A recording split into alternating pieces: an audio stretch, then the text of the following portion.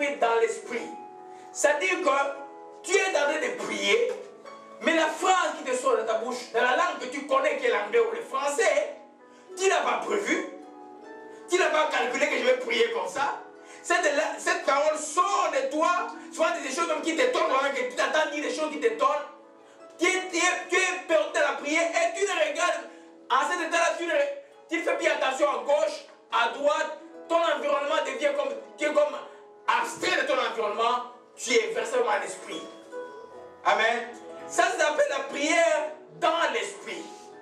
Amen. Ça signifie que tu es sous l'effusion du Saint-Esprit, mais ce que tu dis, tu le comprends. Tu le dis par une langue que tu comprends. Mais tu n'as pas prévu de dire que ça soit comme un flot de toi. Alléluia. Parce que moi, Dieu, il a tout fait pour que tout chrétien puisse avoir une manière de bien prier. Parce que tout chrétien a le Saint-Esprit en lui. Alléluia. Je fais une différence entre avoir le Saint-Esprit et le baptême du Saint-Esprit. Mais ce qui est plus important, c'est avoir le Saint-Esprit. Parce que si tu n'as pas le Saint-Esprit, Dieu ne te connaît pas. Quand tu as reçu Jésus comme Seigneur, qu'est-ce que la Bible dit? Il est venu te sceller. Te sceller de quoi? Du Saint-Esprit. Tu es marqué par les choses de Dieu. Amen. Alléluia. Amen. Donc, dans la prière de l'Esprit, vous allez remarquer, j'ai remarqué ça beaucoup au Congo. Tu vois les gens, ils prient, regarde Lingala, tu vois, ils prient, ils disent des choses beaucoup, mais c'est à Lingala, ils prient, je vois ça beaucoup. Ils prient, mais souvent, ils sortent des choses que lui-même n'a pas prévues. Donc, Satan dit des choses lui-même qui l'étonnent. Mais ça sort, ça sort, ça sort, ça sort. C'est la même manière sont aussi les prophéties. Amen. Mais la prière, vous savez que la prophétie, c'est Dieu qui parle aux hommes. La prière, c'est toi qui s'adressait à Dieu. Alléluia. Alors, la prière de l'esprit est aussi efficace que la prière par l'esprit que nous allons voir tout à l'heure. Alléluia. Amen. Amen.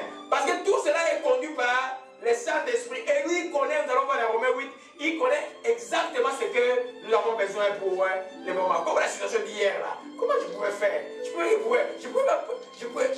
On a une autre situation, je vais rendre grâce à Dieu. L'ennemi a attaqué Michel lundi, là. Je voulais rendre grâce à Dieu. Il a mangé pour la femme. Je donne Michel.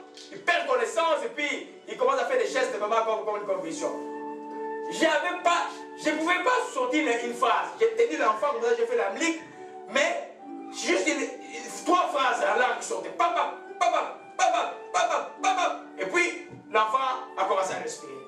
On a passé 2 jours à l'hôpital. Amen. Et on n'a rien vu. Alléluia. Dieu des fois a tellement pris, ta douleur est tellement grande, tu ne sais pas comment exprimer. Dieu va mettre en toi une manière de prier.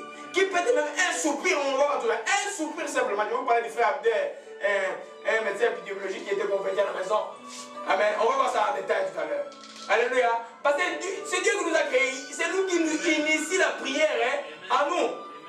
Alléluia.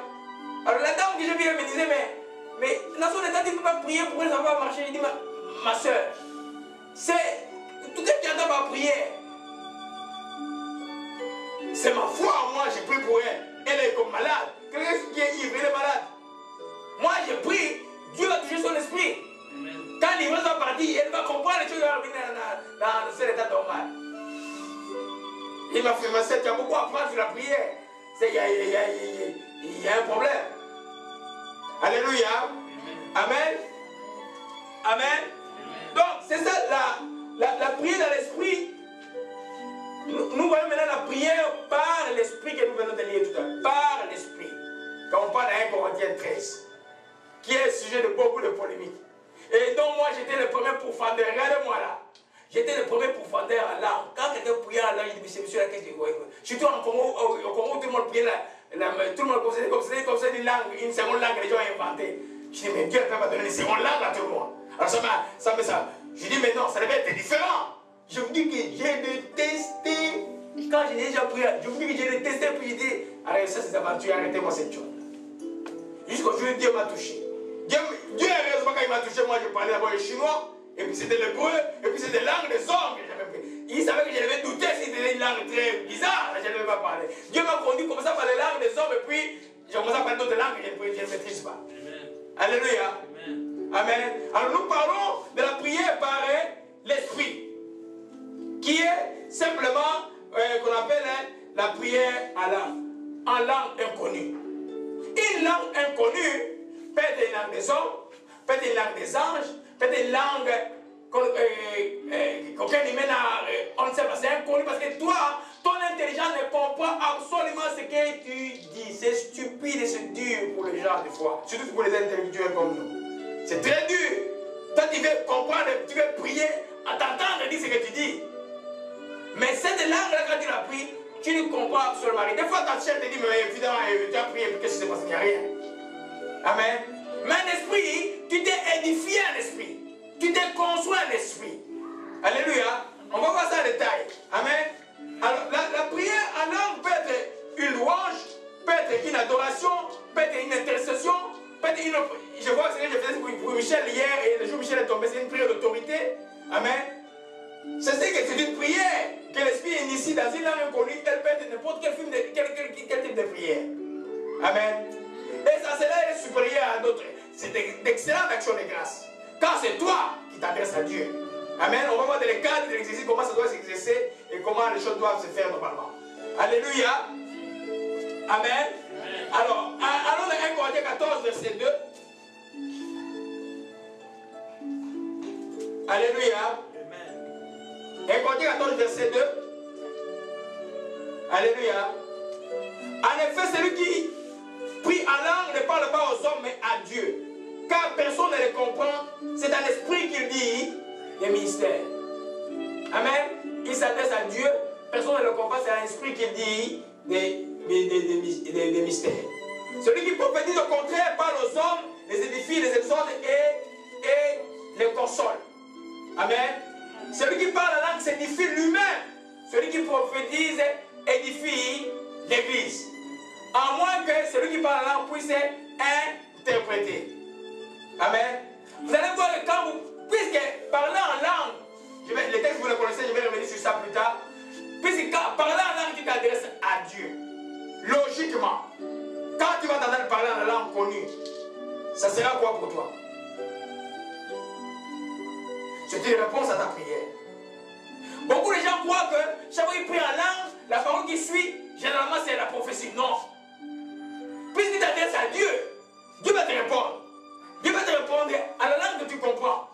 C'est pas, vous savez, tu as entendu un poids de prière. Comment ça marche? Pour ceux qui connaissent le poids de prière. Tu dois prier. Tu pries. On a prié aujourd'hui pour Saf. Vous connaissez Saf? Non. Elle connaît Saf. Et comment je peux prier pour Saf? C'est un de nos aînés qui est à Toronto. Qui ne sait pas, il devait être très malade ou quelque chose. L'esprit dit Saf. On a eu tout à l'heure. Je sais exactement que c'était pour lui. Mais ça, le matin, j'étais tellement irrité comme je vais me commander les enfants de mes voisins quand je sortais. Amen. Si ça a un poids, tu dois prier pour libérer le poids.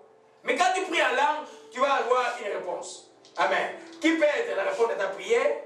Alors si la réponse s'adresse maintenant à X, ou la réponse s'adresse à une assemblée, ça équivaut à ce qu'on appelle une prophétie.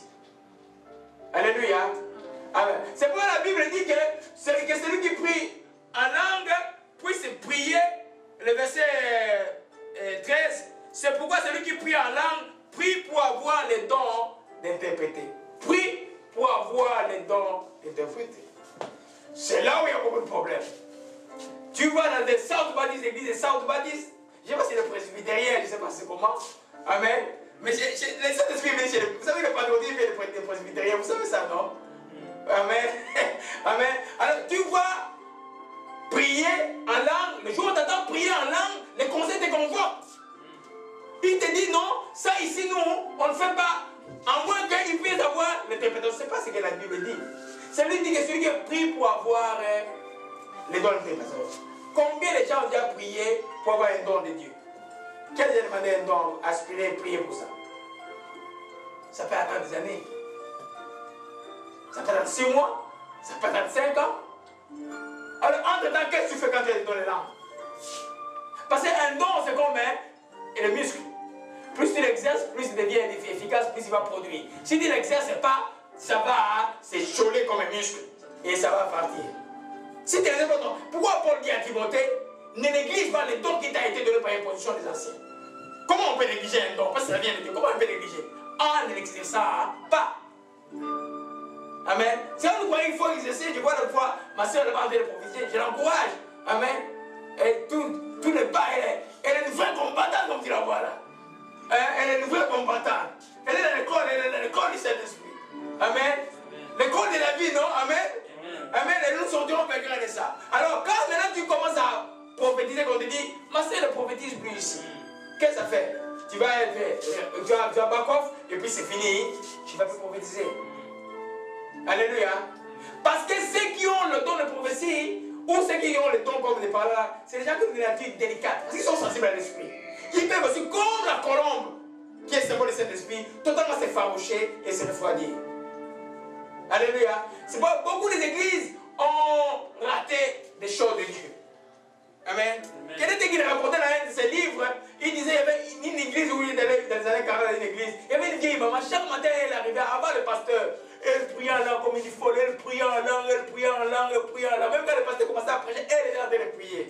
Les nouveaux pasteurs sortis de l'école biblique à Costa arrivaient, ça on ne peut plus ça ici. L'église qui avait plus de 500 membres s'est retrouvée à avoir 2, 16, 40, 50 membres. Et tout est fini. Parce que les enfants naissent par la souffrance. Des fois, quand tu pries en langue, tu es dans l'été pour quelqu'un qui va naître de nouveau demain. Dieu ne nous a rien donné de naturel qui n'est pas une explication de l'espirituel. Quand on est à l'esprit, ce n'est jamais quand on est de Dieu, c'est dit il y a quelqu'un qui a toujours prié quelque part pour que les réveils se passent dans l'église, pour que les enfants de ce nouveau. Il y a toujours quelqu'un qui prie. Alléluia. Amen. Alors nous comprenons bien que quand dans une église on dit ah frère, toi tu pries en langue, des fois même on l'appelle même pas, on dit à la micro, que ceux qui prient en langue, il faut prier pour avoir l'interprétation. Hein. L'esprit de Dieu est soumis, l'esprit du prophète est soumis au prophète comme ça. C'est des gens qui ne comprennent absolument rien. Ces gens, il faut les encadrer, il faut les enseigner, il faut les aimer. Amen. Il faut leur dire que tu peux prier toi-même sur ton banc, n'écoutez pas ton nom, prie toi-même, prie. Amen. Nous, si nous donnons la liberté quand on s'étend de loin, tu peux prier comme tu veux. Amen. Prie, prie. Amen. C'est lui qui t'a donné de prier l'esprit, pète un salut pour moi. Même pour le voisin qui est à côté que tu ne sais même pas.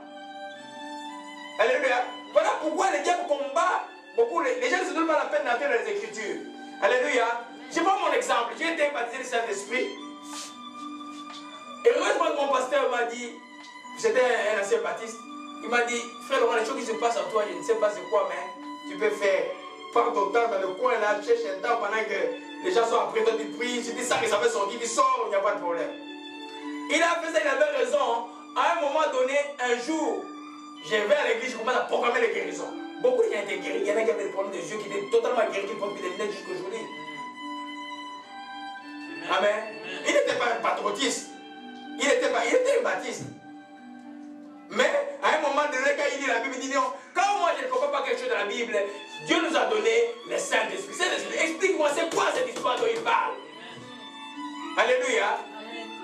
N'éprimez pas les gens, dites pas aux gens, non, et ici non, on ne peut pas. Non, non. Laissez l'Esprit de Dieu faire les choses. Alléluia. Alors, ce qui fait que moi j'ai attendu presque 4 ou 5 ans pour que aujourd'hui ça soit clair, je prie et puis vous entendez l'interprétation des prophéties sortir. C'est presque 5 ans. Alors c'est que moi j'ai fait, bon, moi je savais ce qui était à moi. Et puis bon, quand je suis seul, je ne me prive pas. Quand je suis seul, je peux prier des heures et des heures. Alléluia. Un jour, j'ai prié avec mon frère Joël qui est pasteur à Trois-Rivières. J'ai prié au téléphone. Et puis il me dit, ah, prophète, il m'appelle toujours prophète. Mais prophète, il est prof d'université là-bas. Il dit, prophète, mais c'est lui qui dit, il me parle, moi je dis, je ne prie pas en français. Non, tu pries en français, on commence à discuter. Non, tu pries en français, Dieu a dit ça. J'ai dit, non, moi je ne prie pas en français.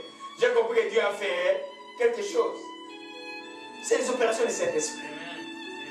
Alléluia. Nous sommes des êtres surnaturels. Nous sommes les ciels. Amen. Amen.